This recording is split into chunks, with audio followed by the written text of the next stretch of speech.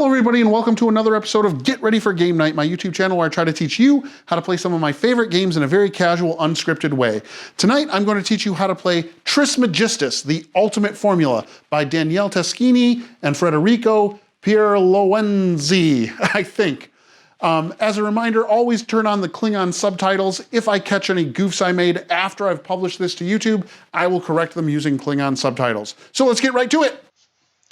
The big idea behind Trismegistus is that you are playing the role of an alchemist, trying to recreate the works of Hermes Trismegistus, the father of alchemy.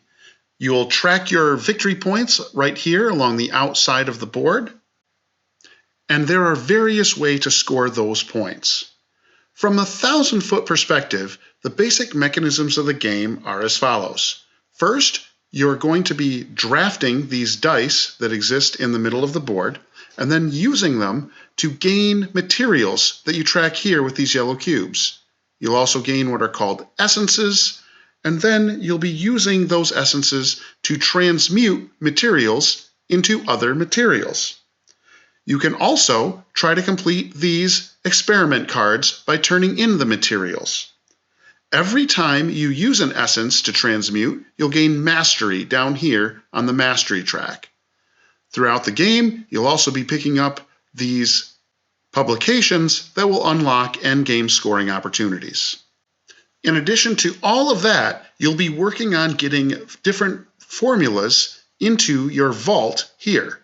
These are formula tiles, and as you get them down into your vault, working on your philosopher stone, that will give you bonuses as well as more ways to score points.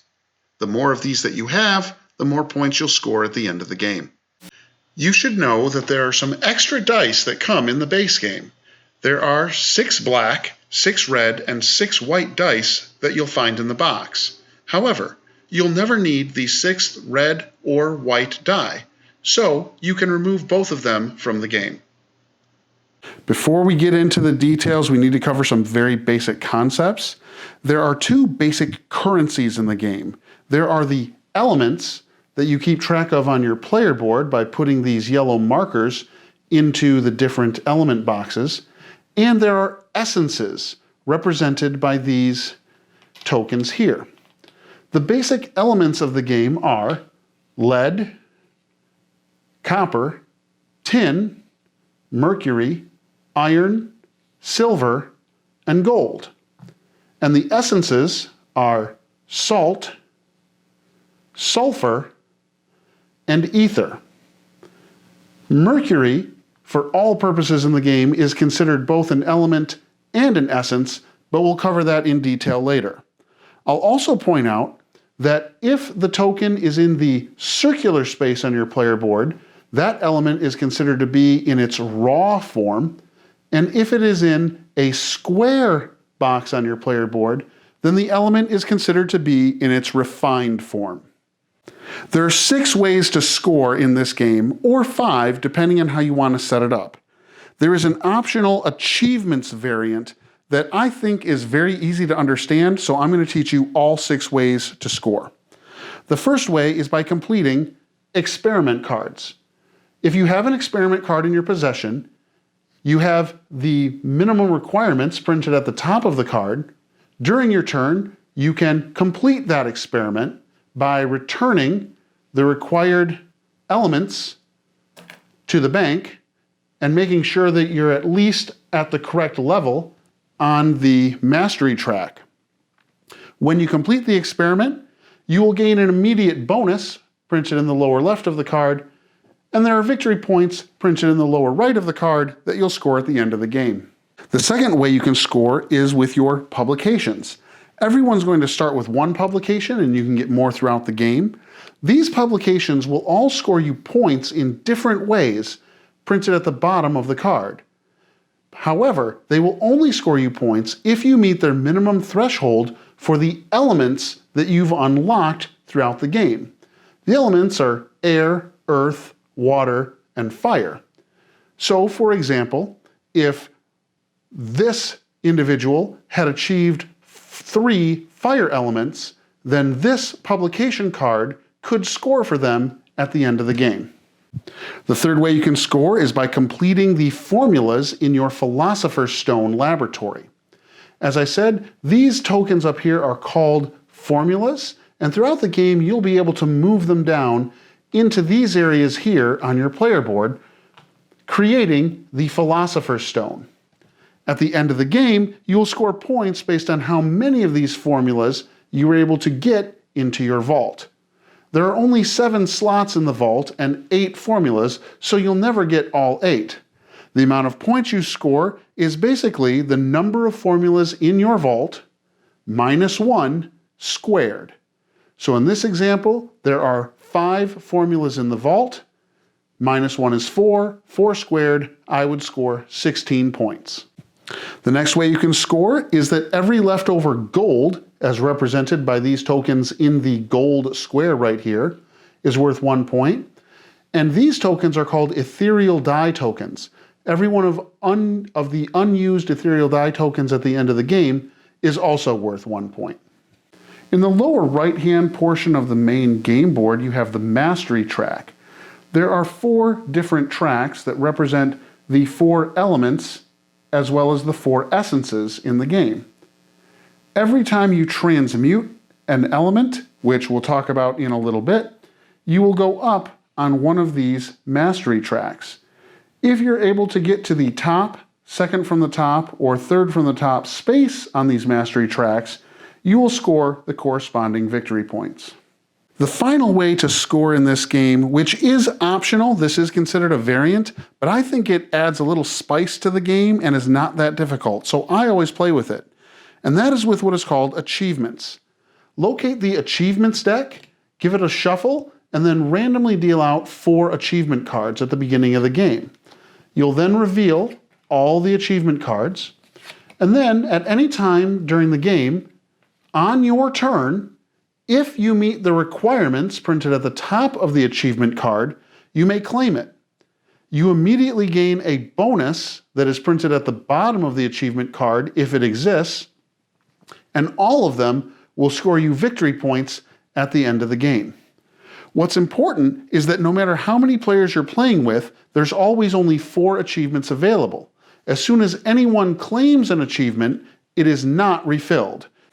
There are 2 different ways you can set up the game. There's the recommended first playthrough setup that takes you step by step as to which cards are used specifically, but I'm going to show you the experienced player setup.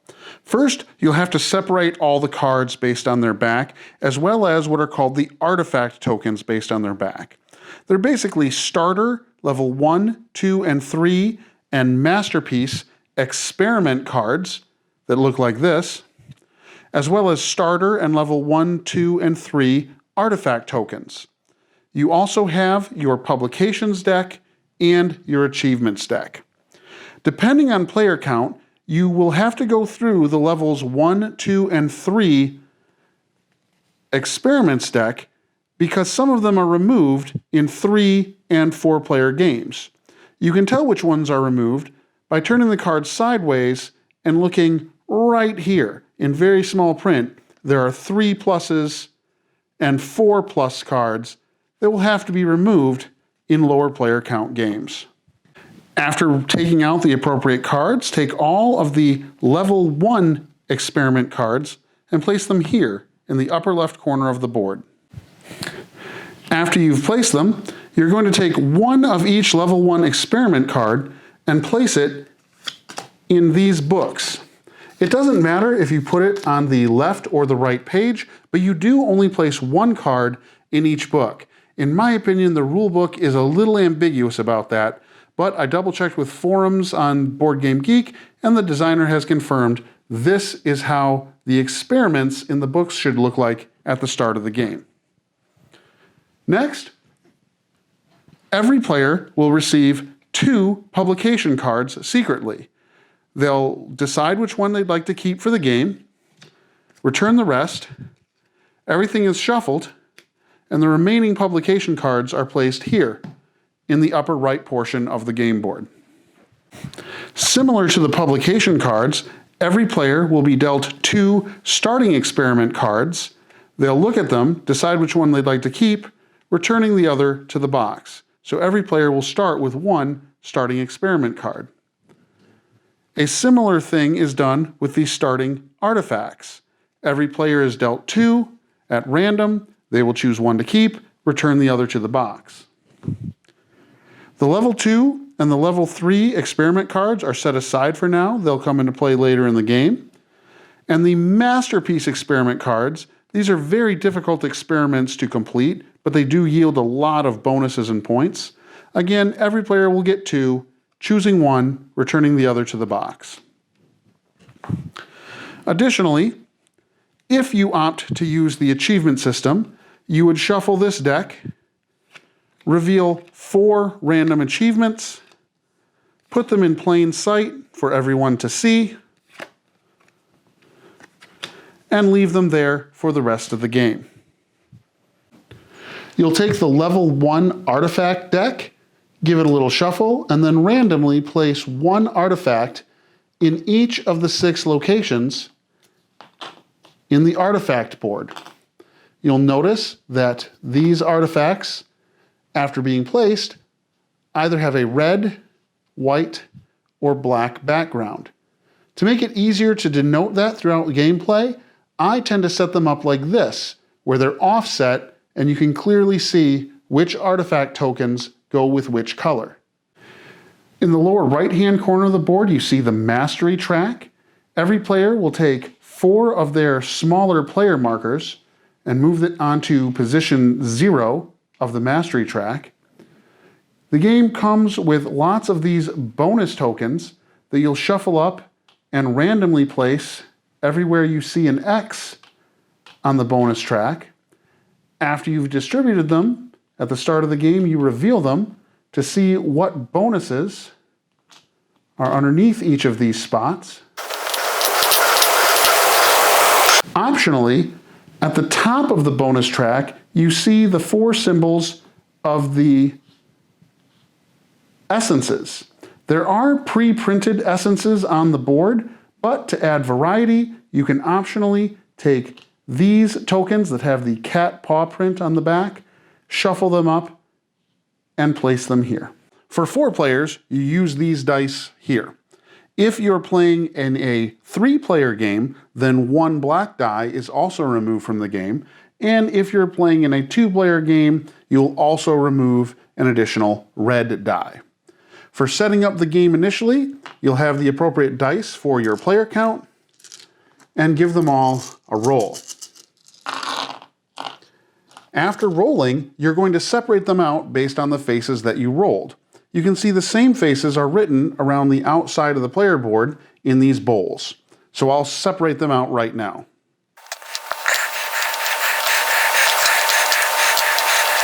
So that's what we happened to roll. Notice that there were no dice that rolled on the iron symbol, but there were 5 that rolled on the tin symbol. If in this process, either at the start of the game or when you're setting up new rounds, you were ever to roll more than 5 dice that goes into a single pool, you should take all of the dice from that pool, re-roll them, and then redistribute. Now what's interesting is that in the act of redistribution, we created another pool with more than 5 dice. If that happens, you take all of them again and re-roll them. And you just keep doing that until you have a situation where you have no more than 5 dice in any given pool. And then you're ready to start.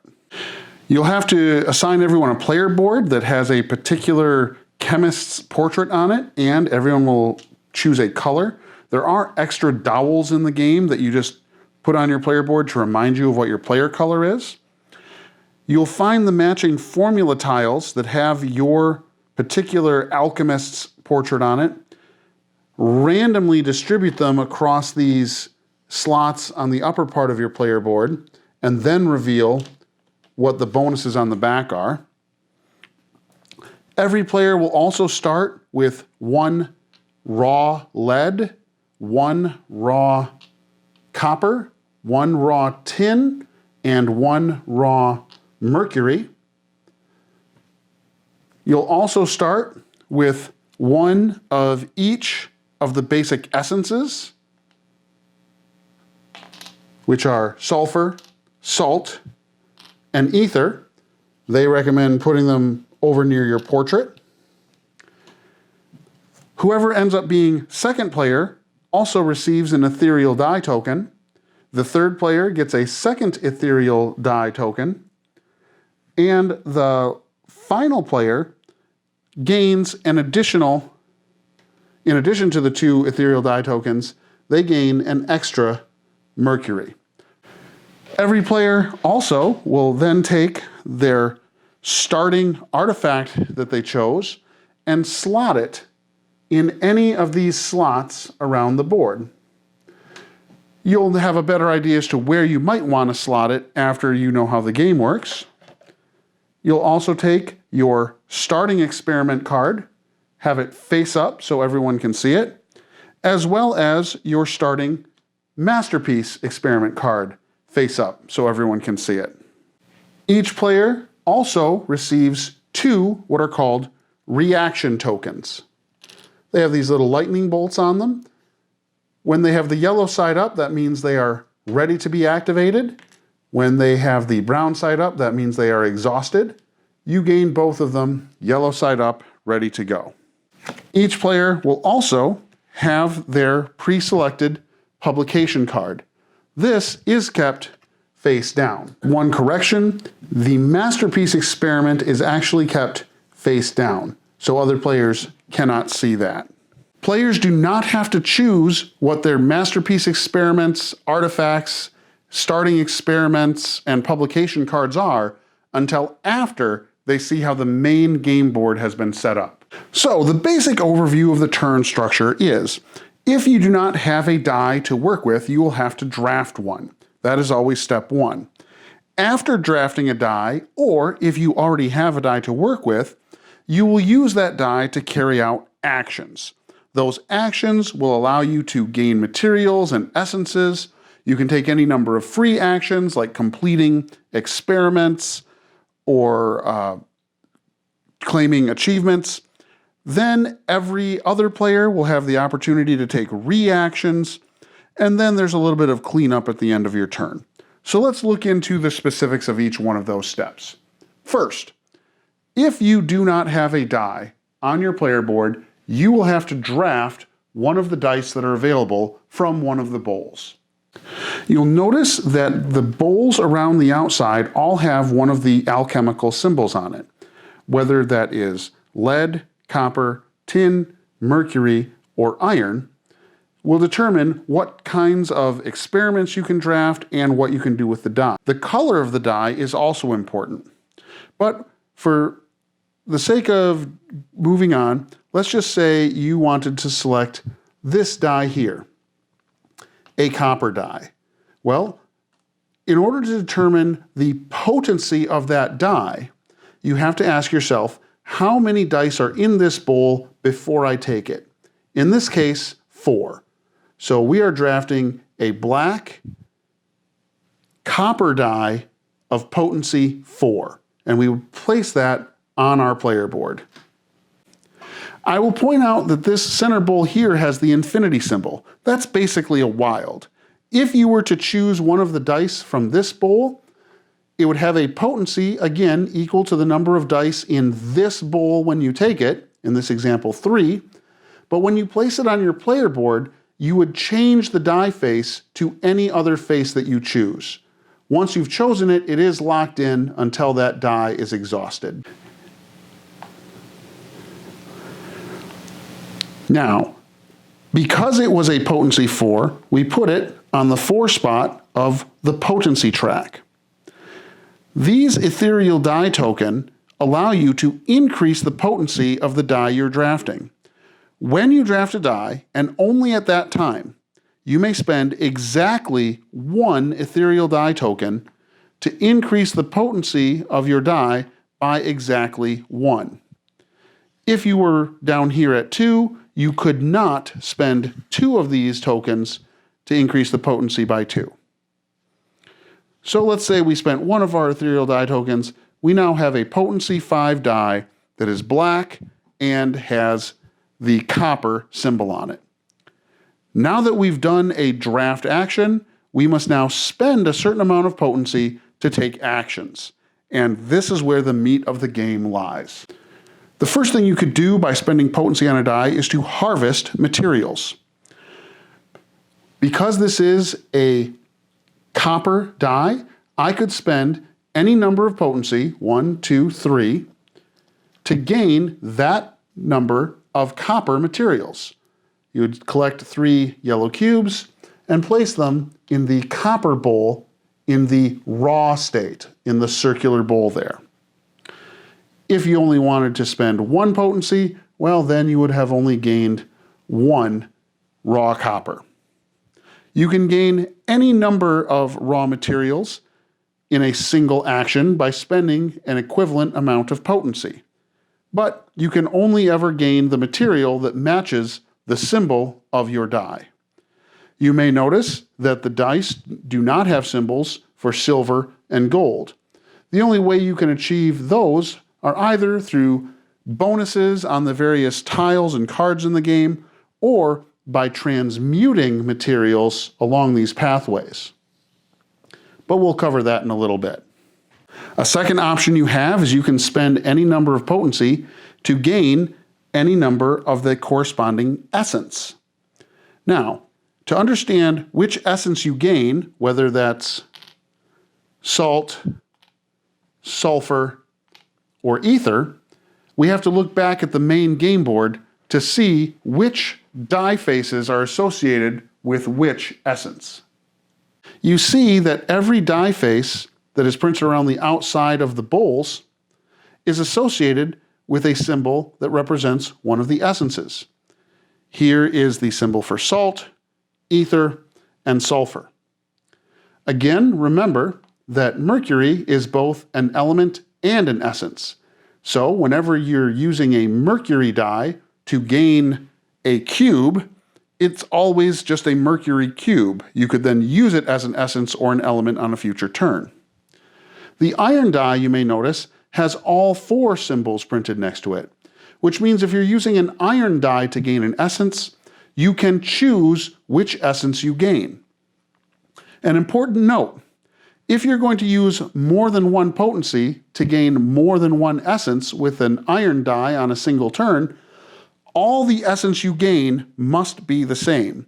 You could not, for example, spend 3 potency on an iron die to gain an ether, a salt, and a mercury. Another option when spending a potency from a die is to acquire one of the experiments that is around the outside of the board. The experiments that you may acquire are tied to the die face. So for example, if you were to spend a lead die, you would spend 1 potency and you could gain this experiment. You would place the experiment face up next to your player board. There is a hand limit on experiment cards. You can never have more than 2 that you're currently working on. Your masterpiece experiment does not count toward this hand limit of 2. This is a level 1 experiment card, and if you drafted it in round 1, it would immediately be replaced with a new level 1 experiment card.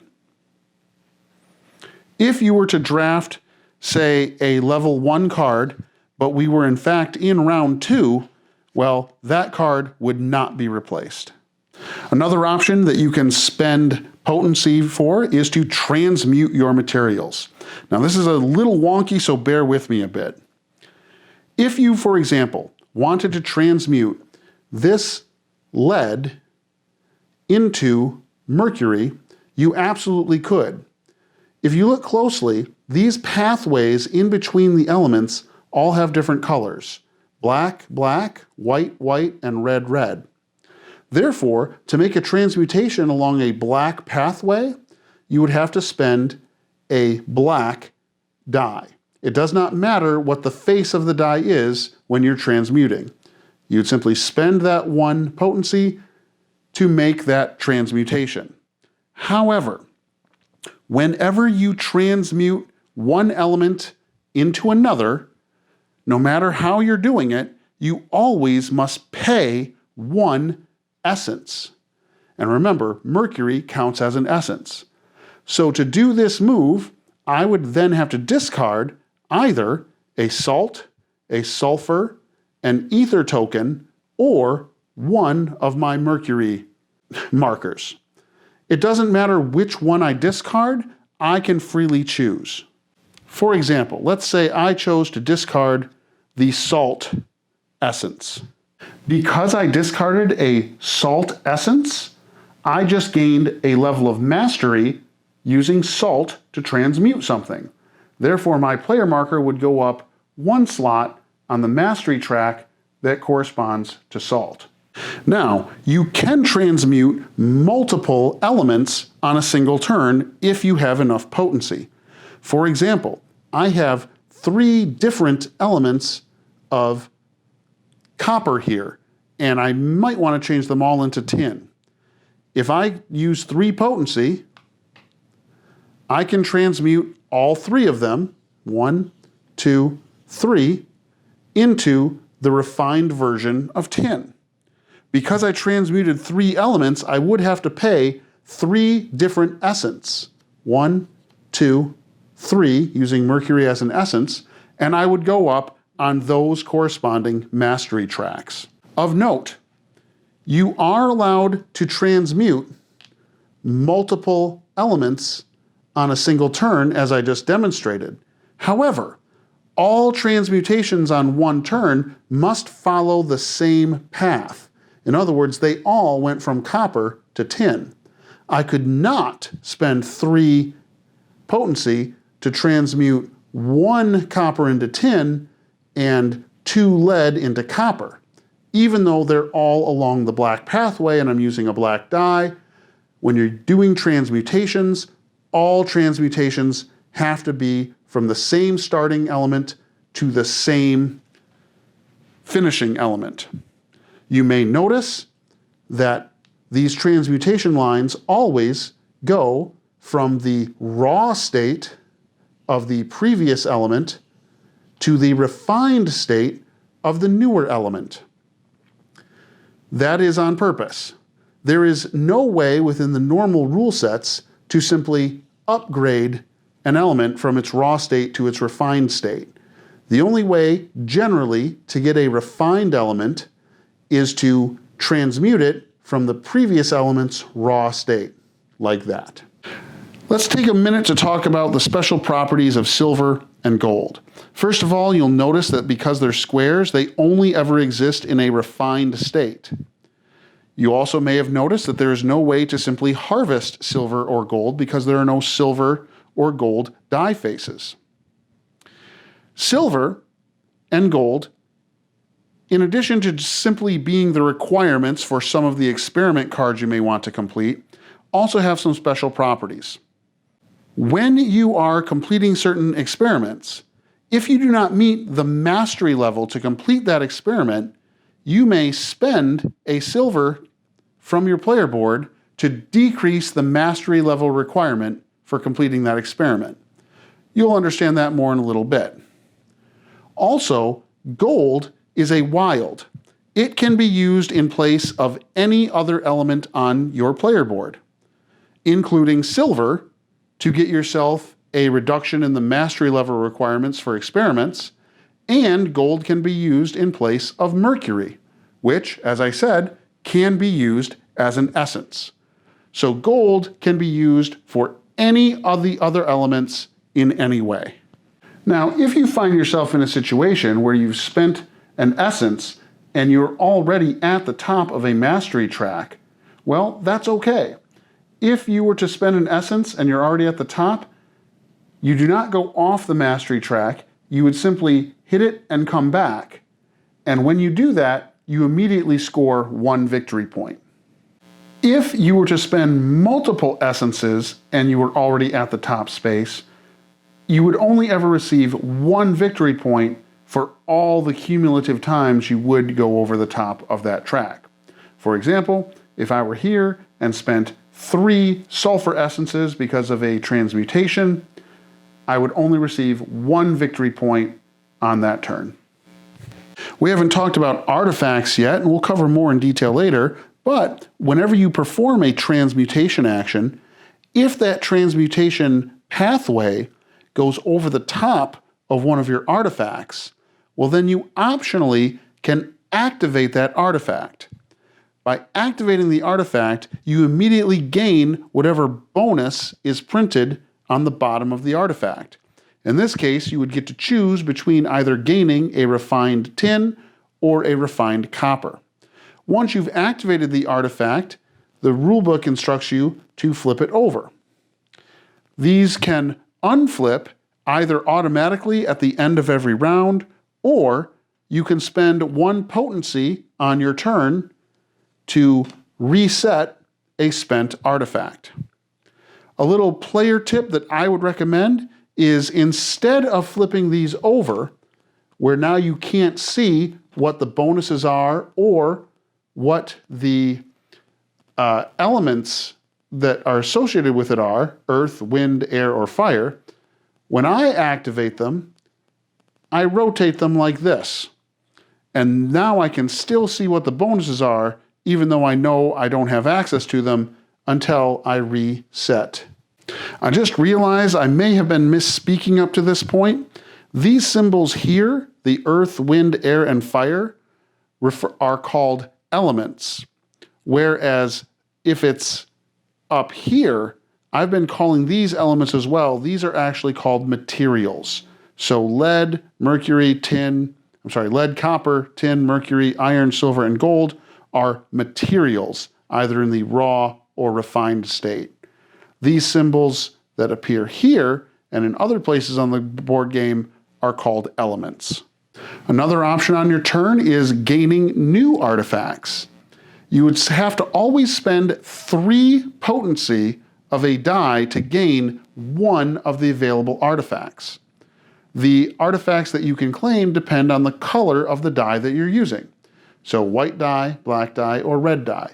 You would spend 3 potency, let's say of a white die, and then choose one of these artifacts to claim. After claiming it, it would be replaced by another artifact from the same round number. After claiming the artifact, you can now slot it in any one of these slots around the outside of your player board that you choose. The color of the slot, black, white, and red, has no bearing on which artifacts it can hold. Those are simply reminders that transmuting with a die of that color could potentially activate the artifact. Also, whenever you slot an artifact immediately after gaining it, you immediately gain the bonus printed on the bottom. In this case, you could trade in 1 raw mercury for the other 3 essences. These artifacts come in ready to be activated, so if on a future turn you were able to transmute across this pathway, you could optionally activate that artifact again. As I alluded to before, you can always spend exactly 1 potency to reset exactly 1 artifact on your turn. This is a 1-for-1 deal only. You could not spend 2 potency to reset 2 artifacts. In addition to performing one of those standard actions on your turn, either before or after your turn, you can perform any number of free actions. And honestly, the free actions are how you're going to score most of your points. So let's explore them. The first free action you could take is completing an experiment. Everyone's going to have 1 starting experiment card, and you'll get more throughout the game. But let's take a look at this experiment card and see exactly how you would complete it. If we look at the top row of the experiment card, that will tell us what the requirements are to complete the experiment. In this case, you would have to turn in back to the bank a raw lead, a refined copper, a refined mercury, and a refined iron. There's an additional requirement printed right here in that in order to complete this experiment, you must be at least level 3 mastery on the fire mastery track. Now, that fire may be associated with any one of the 4 essences on the mastery track, depending on if you used the random setup or not.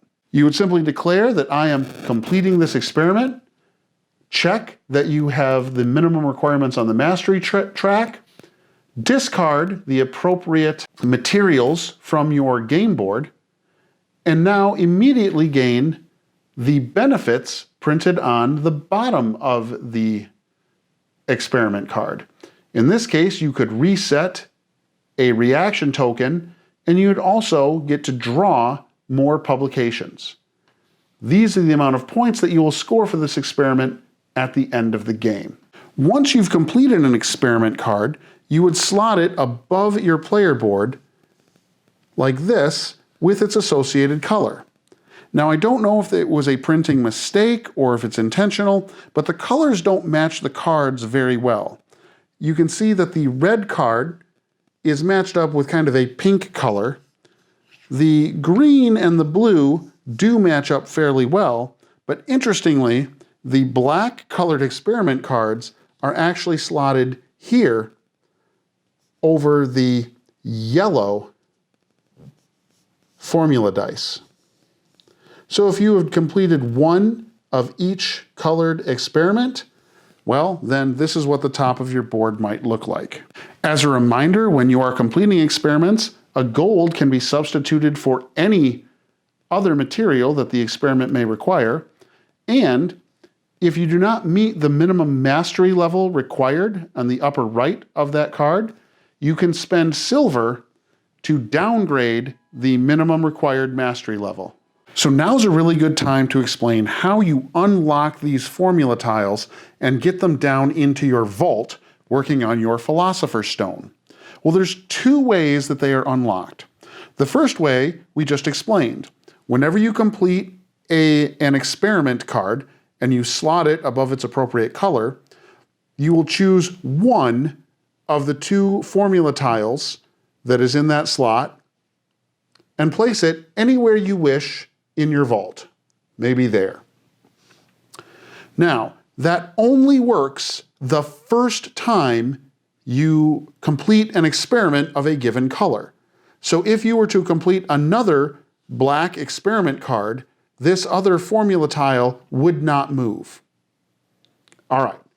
The other way to unlock these formula tiles is as a free action before or after your turn, you can spend gold. Now, the amount you have to pay varies depending on how often you've done it. The first time you pay gold to unlock an experiment, to unlock a formula tile, it will cost exactly 1 gold. The rulebook says that you're supposed to place a cube right there, signifying that you used gold to unlock that formula tile. And again, it would go down into your vault in any slot you wish. Once you've unlocked a formula tile with gold from a particular color, in this case red, you may not unlock the other formula tile from the same colored slot.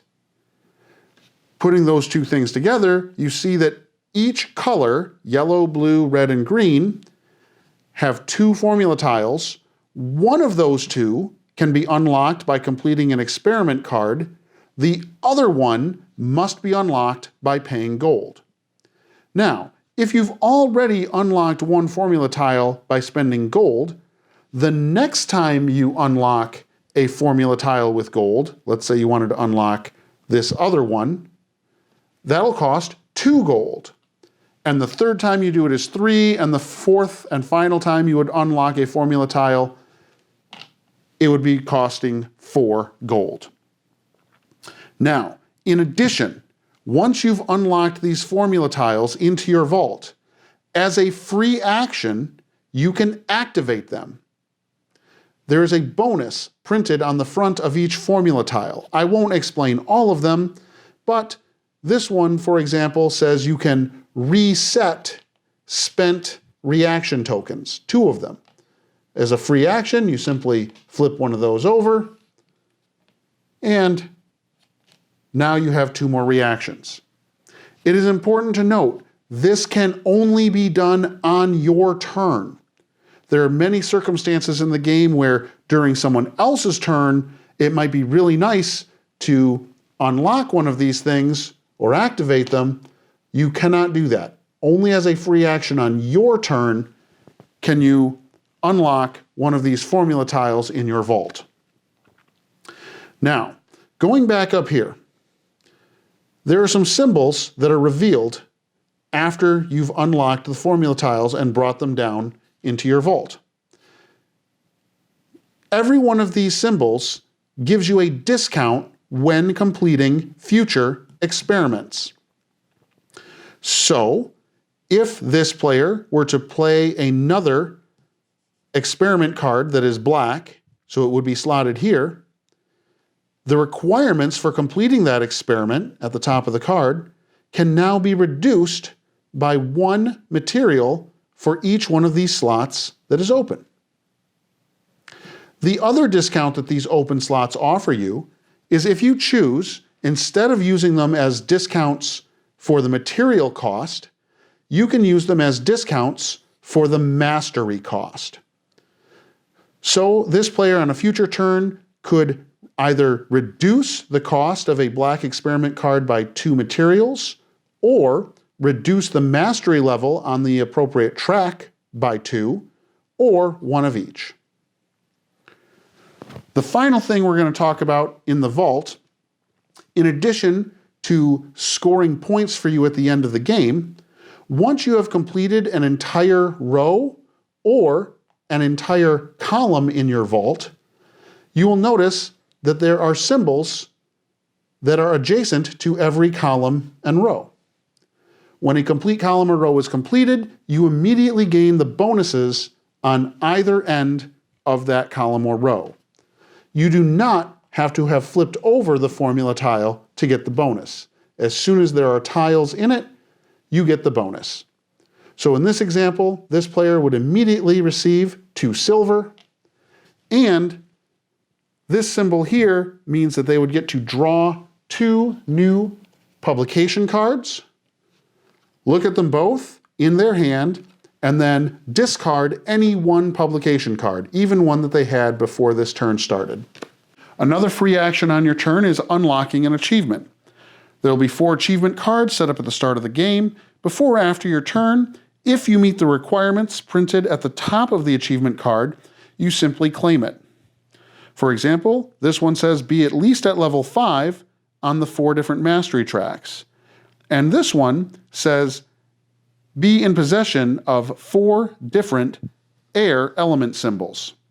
Now those symbols exist on your experiment cards, on your artifact discs, and on the once you reach certain levels of the expertise track.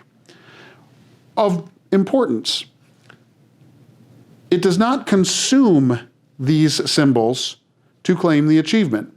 You simply say, oh, I have 4 air symbols, I get this achievement. Those 4 air symbols are still yours to use at the end of the game for scoring points for your publications. Some of these achievements have bonuses printed at the bottom, others are only worth endgame victory points.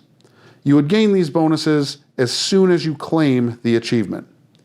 Here you see the symbol for any essence printed twice, so you could gain any 2 essence. Here you would gain a gold and a silver, and so on. A little correction on nomenclature. When you remove a formula tile from its slot up here, that is called either unlocking it if you did it with an experiment card, or purchasing it if you bought it with gold.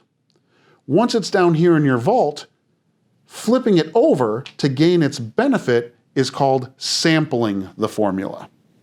All right, we've mentioned these reaction tokens a few times. Let's explain exactly how they work.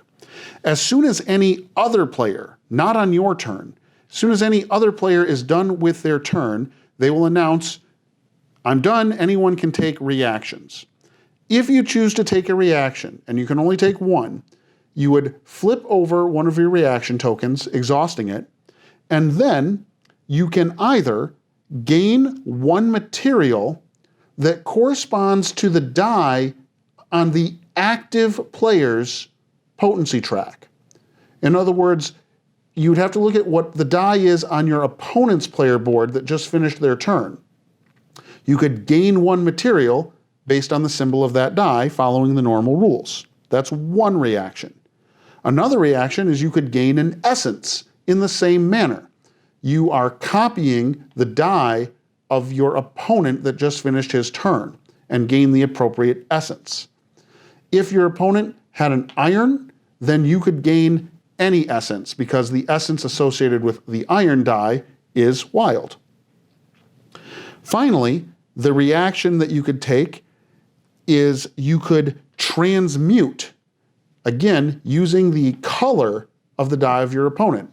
So if it was a black die, you could transmute across the black transmutation paths. All the normal rules for transmutation still apply. You would have to pay one essence for the transmutation that you're doing, and you would still go up on the mastery track of the associated essence. The last thing you can do as a reaction is if you have an artifact that has been activated and flipped over on your player board, as a reaction, no matter what the die is, you could simply reactivate that artifact and have it available for you on your next turn. Let's get into the details of these two tokens. This is an ethereal die token. Basically, whenever you are drafting a die, you may spend exactly one ethereal die token to increase the potency by exactly one. In other words, if you had 2 or 3 ethereal die tokens and you drafted a die of potency 1, you could not spend all of them to bump it up higher than 2. The chameleon tokens are a little more complicated. When you're taking your turn, if you choose, you can spend a chameleon token to temporarily change the properties of the die that you are using. Now, you don't actually change the die in any way. So if, for example, you had this die on your player board on the potency track, but you really wanted to, I don't know, transmute along the red pathway, you could declare, I'm using my chameleon token and treating this die as though it were red, and then slide it down the potency track appropriately. Now, an important rule here, if your opponents react to that action, they react to what the die actually is, in this case, a black iron symbol. It doesn't matter what you're pretending the die is from the chameleon token. In this case, you're pretending the die is red. Your opponents only react to what the die actually is on your player board. And with the chameleon token, you can change the color and the symbol on the die to anything you wish. So you could say, for this turn only, I am treating my die as though it is a red mercury die. And then you would proceed with your turn as normal. Once the turn is done, your die has not changed and reactions occur normally. Now let's talk about the steps that happen after you've taken all your main actions and after your opponents have done all their reactions. You have a step called lab cleanup. First part of lab cleanup is you look at the mastery track. You should have already claimed bonuses for landing on or going past these bonus markers. These are basically gain tokens or get free bumps on a track of your choice on this mastery track. But if there are any player tokens, yours or your opponent's, that are on or beyond any of these bonus tokens, well, those bonus tokens are removed from the game. Basically, it makes it a little bit of a race because once someone has had a turn where they gain these bonuses, they are now gone. It is very possible for your opponents to also be on or beyond these bonus tokens through taking reactions, which is why they don't go away when you take your turn. They go away at the end of your turn after opponents have had a chance to take reactions. Another part of lab cleanup is you look at your personal potency track. If the die you were using on your turn is now on the 0 space, it will slide over to the lowest numbered space here for your used dice. In this case, 2. If it is the third die that is going into the number 3 space, well, then you would go over to the main game board and take your player marker and slide it from this upper turn order track to the lower turn order track, and then shifting it as far to the left as possible. This is setting up turn order for the next round, so if the purple player were to spend their last die next, and then the red player, well, now you see the turn order for the next round, and these would slide up like this. It is important to note that once you have passed out of the round, in other words, you've used all 3 of your dice for this round completely, you are no longer able to take actions or free actions for the rest of this round. You can still, however, take reactions as the round plays out, provided you still have a reaction token available. Once all players have passed out of the current round, a few maintenance steps occur. First of all, every player will reset their spent artifacts as well as their spent reaction tokens. All remaining artifact tokens are removed from the game, and they're replaced with the artifact tokens of the upcoming round. The other between round maintenance that you have to do is a little murky in the rulebook. All experiment cards that are from the level of the round you just completed, so if we just finished round 1, all round 1 experiment cards stay there.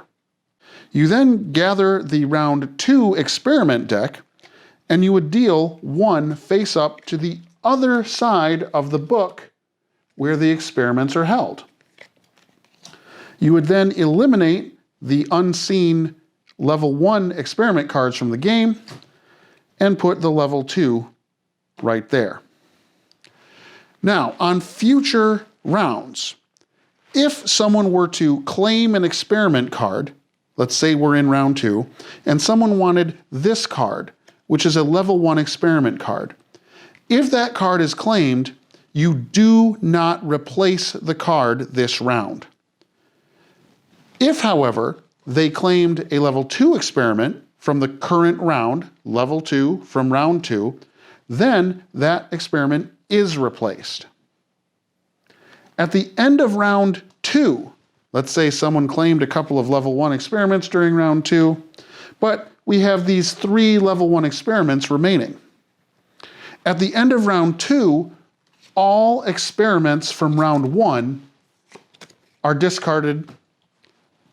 The remaining stack of level 2 experiments is discarded, and you grab the level 3 experiments. And now the level 3 experiments fill in the empty slots from the level 1s. And then the rest go here. Again, if during round 3 someone claims a level 3 experiment card, it is replaced. But if someone claims a level 2 experiment card in round 3, it is not replaced. The final step for cleanup is that all the dice from all the players are gathered back to the middle. You'll re-roll them and distribute them appropriately. If it's the end of round 3, well then there's no need to set up for round 4. You simply advance to final scoring. Final scoring works like this. Almost all points will be scored at the end of the game. So don't worry if going into final scoring, the leader has 6 points. That happened to me the other day. Step 1, take out all of your experiment cards. Add up all the points that are printed at the bottom of them, including your masterpiece experiment card if you completed it. Add up all those points, track them on the main game board. Secondly, check your philosopher's stone formulas. You'll score points based on how many of these formulas are in your vault. It doesn't matter if they're sampled or not. Every ethereal die token that you have is worth 1 point, and every gold that you have in this area here is worth 1 point at the end of the game. If you have any achievements that you unlocked during the game, let's say you unlocked this achievement because you had 5 different artifacts at one time, you would score the points from the achievements. You would then check the mastery track and see if you've reached any of the thresholds here to gain victory points and score them appropriately. The final aspect of scoring is the most complicated. You will now score your publications. Everyone will start with at least 1 publication in the game, and you'll probably pick up a couple more throughout the course of play. You now look at the top of each publication and determine whether or not you meet those requirements. The publication requirements are always a certain number of elemental symbols. In this case, 2 fire and 2 mountain. This is a fire, 2 water and a mountain. And this one simply says have 4 of any one elemental symbol. If you have those number of elemental symbols, then you can score each of these. However, when you score, for example, this one, using 2 fire and 2 mountain, if the total number of fire symbols you had was only 2, you could not then score this one because you used up the 2 fire symbols scoring this card. In other words, when you score a publication card at the end of the game, it consumes that elemental symbol. So where do these elemental symbols come from? Well, every completed experiment card at the end of the game counts as 1 elemental symbol. The blues count as a water, the reds count as a fire, the green is the mountain or earth, and the black or yellow counts as an air elemental symbol. Each artifact token that you have, whether it's activated or not, will have a certain number of elemental symbols on it. In this case, this player has 3 of the earth or mountain elemental symbols on their artifact tokens. And finally, the very top space of each mastery track has an elemental symbol. And if your token is at that top space, then that counts as having 1 of those symbols. Well, that's everything you should need to know to play Trismegistus, the ultimate formula. If I made any mistakes or goofs, please let me know in the comments below. If you have any requests of games you'd like me to teach, please let me know in the comments below. If you want to like, subscribe, hit the bell, that's fine. I don't do this for money, I do it because I enjoy it. But again, thank you so much for watching and good luck at game night.